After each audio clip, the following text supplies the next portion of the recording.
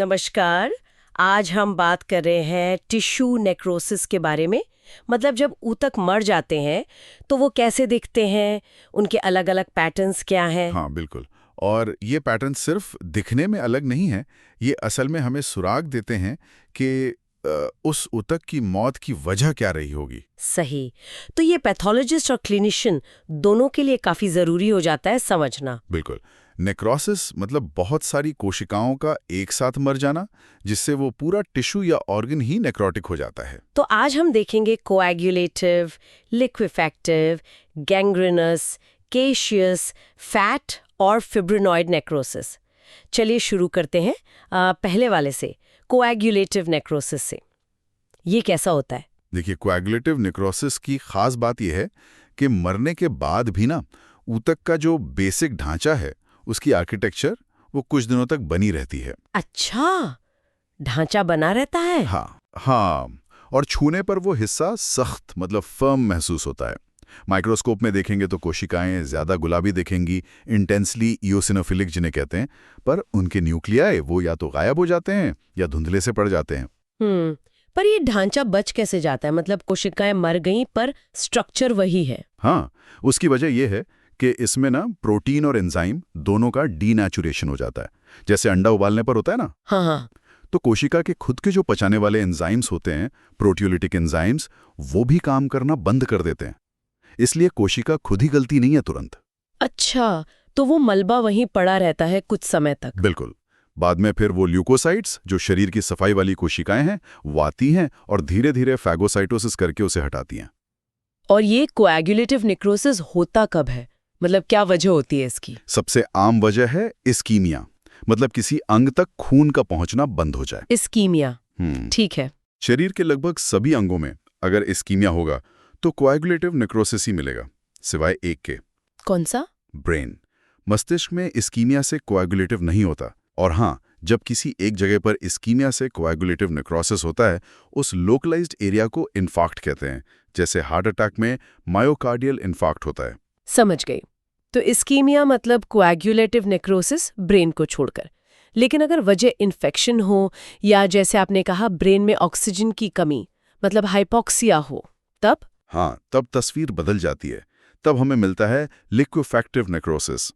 इसमें कोशिकाएं पूरी तरह से डाइजेस्ट हो जाती हैं, गल जाती हैं और एक गाढ़ा चिपचिपा सा लिक्विड बन जाता है। अच्छा, सब लिक्विफाई हो गया। बिल्कुल। ऐसा अक्सर बैक्टीरियल या फंगल इन्फेक्शन में होता है, क्योंकि ये इन्फेक्शन ना बहुत सारे ल्यूकोसाइट्स को अपनी तरफ खींचते हैं और ये ल्यूकोसाइट्स इतने पावरफुल एंजाइम्स छोड़ते हैं कि वो ऊतक को पूरा गला देते हैं। और ब्रेन में भी यही होता है हाइपोक्सिया से? हाँ, सेंट्रल नर्वस सिस्टम यानी सीएनएस में हाइपोक्सिया से भी लिक्विफैक्टिव नेक्रोसिस ही होता है। और अगर ये इन्फेक्शन की वजह से हुआ है तो ये जो गला हुआ मटीरियल है वो अक्सर क्रीमी येलो सा दिखता है, जिसे हम आम भाषा में मवाद या पस कहते हैं। अच्छा, अब एक और टर्म आता है, गैंग्रीनस नेक्रोसिस। क्या ये कोई अलग हिस्टोलॉजिकल पैटर्न है? नहीं, देखिए, गैंग्रीनस नेक्रोसिस असल में कोई माइक्रोस्कोपिक पैटर्न नहीं है। ये एक क्लिनिकल टर्म है।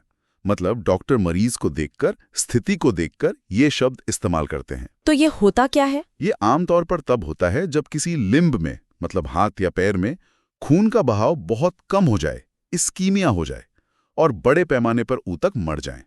इसमें होता तो मुख्य रूप से कोएगुलेटिव नेक्रोसिस ही है, कई सारी टिश्यू लेयर्स में। लेकिन मैंने वेट गैंग्रीन भी सुना है, वो क्या है? हाँ, बिल्कुल। अगर वो जो गैंग्लिनस टिश्यू है जो मर चुका है, उस पर बैक्टीरियल इन्फेक्शन हो जाए। अच्छा, सेकेंडरी इन्फेक्शन। हाँ, तो फिर वो बैक्टीरिया वहां लिक्विफेक्शन करने लगते हैं, तब उसे वेट गैंग्रीन कहते हैं। अगर इन्फेक्शन ना हो तो वो ड्राई गैंग्रीन कहलाता है। समझ गई, ठीक है। अब आते हैं केशियस नेक्रोसिस पर। इसका नाम बड़ा अजीब है, केसियस मतलब चीज जैसा। बिल्कुल, क्योंकि ये दिखने में वैसा ही होता है, सफेद भुरभुरा, जैसे कॉटेज चीज होता है ना, वैसा। अच्छा। और ये ट्यूबरक्लोसिस मतलब टीबी इन्फेक्शन की एक तरह से पहचान है। हाँ, टीबी में सुना है ये। माइक्रोस्कोप में देखें तो ये बिल्कुल अमॉर्फस ग्रैन्युलर डेब्री जैसा लगता है, मतलब दानेदार मलबा जिसमें कोशिकाओं के टूटे फूटे हिस्से तो होते हैं पर कोई सेल आउटलाइन या टिश्यू स्ट्रक्चर बाकी नहीं रहता।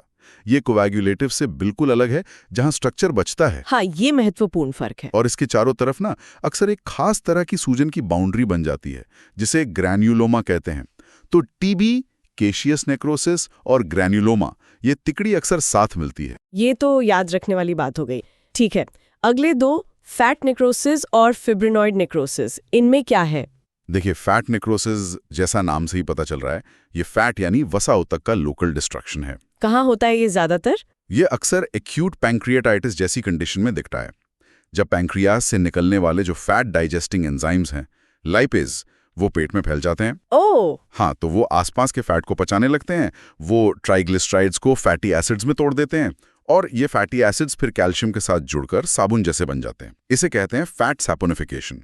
ये दिखने में चाक जैसे सफेद धब्बे होते हैं। और माइक्रोस्कोप में? माइक्रोस्कोप में आपको मरी हुई फैट सेल्स की आउटलाइंस दिखेंगी, साथ में नीले रंग के कैल्शियम डिपॉजिट्स, मतलब बेसोफिलिक कैल्शियम, और आसपास सूजन। और फिब्रिनॉइड नेक्रोसिस, ये कहाँ होता है? फिब्रिनॉइड नेक्रोसिस आमतौर पे खून की नलियों, ब्लड वेसल्स में देखा जाता है, खासकर तब जब इम्यून सिस्टम की गड़बड़ी की वजह से इन वेसल्स पे हमला होता है, मतलब इम्यून मीडिएटेड वैस्कुलर इंजरी। अच्छा, इम्यून सिस्टम से जुड़ा है ये। हाँ, इसमें होता यह है कि एंटीजन एंटीबॉडी कॉम्प्लेक्सेस और खून के कुछ प्लाज्मा प्रोटीन्स वेसल की दीवार में जमा हो जाते हैं, और जब HNE स्टेन से देखते हैं तो ये हिस्सा चमकदार गुलाबी, ब्राइट पिंक और अमॉर्फिस दिखता है, मतलब बिना किसी स्ट्रक्चर के, फिब्रिन जैसा लगता है, इसीलिए इसे फिब्रिनॉइड कहते हैं। ठीक है, तो ये हो गए मुख्य पैटर्न्स। अब सवाल ये है कि ये जो नेक्रोटिक टिश्यू है जो मर चुका है, इसका आखिर होता क्या है? शरीर इसे कैसे हटाता है? देखिए, शरीर की अपनी सफाई व्यवस्था है।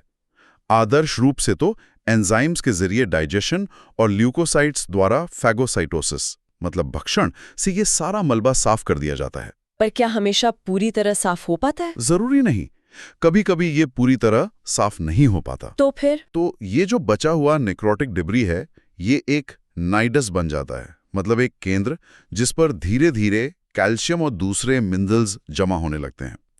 इसी प्रक्रिया को कहते हैं डिस्ट्रोफिक कैल्सिफिकेशन। अच्छा, कैल्सिफिकेशन। हाँ, और ये क्लिनिकली इंपॉर्टेंट है क्योंकि ये कैल्सिफाइड नेक्रोटिक टिश्यू अक्सर पुरानी चोटों या पुराने इन्फार्क्ट्स में देखने को मिलता है, जैसे एक्सरे या स्कैन में सफेद धब्बों की तरह दिख सकता है। तो चलिए एक बार जल्दी से दोहरा लेते हैं मुख्य बातें। नेक्रोसिस का पैटर्न निर्भर करता है कारण पर और कौन सा ऊतक प्रभावित हुआ है इस पर। बिल्कुल। इस्कीमिया से होता है कोएगुलेटिव नेक्रोसिस, ब्रेन को छोड़कर। इन्फेक्शन या CNS हाइपोक्सिया से होता है लिक्विफैक्टिव नेक्रोसिस, जिसमें पस बन सकता है। सही। गैंग्रीन एक क्लिनिकल टर्म है।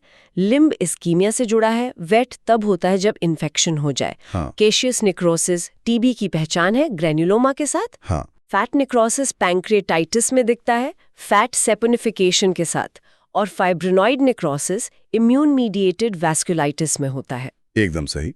और आखिरी बात, अगर ये मलबा साफ ना हो तो डिस्ट्रोफिक कैल्सिफिकेशन हो सकता है। यही वजह है कि इन पैटर्न्स को पहचानना इतना जरूरी है। इससे बीमारी की जड़ तक पहुंचने में मदद मिलती है। तो ये थी हमारी आज की चर्चा टिश्यू नेक्रोसिस के विभिन्न पैटर्न्स पर। हाँ, और यहाँ एक सवाल सोचने के लिए छोड़ा जा सकता है।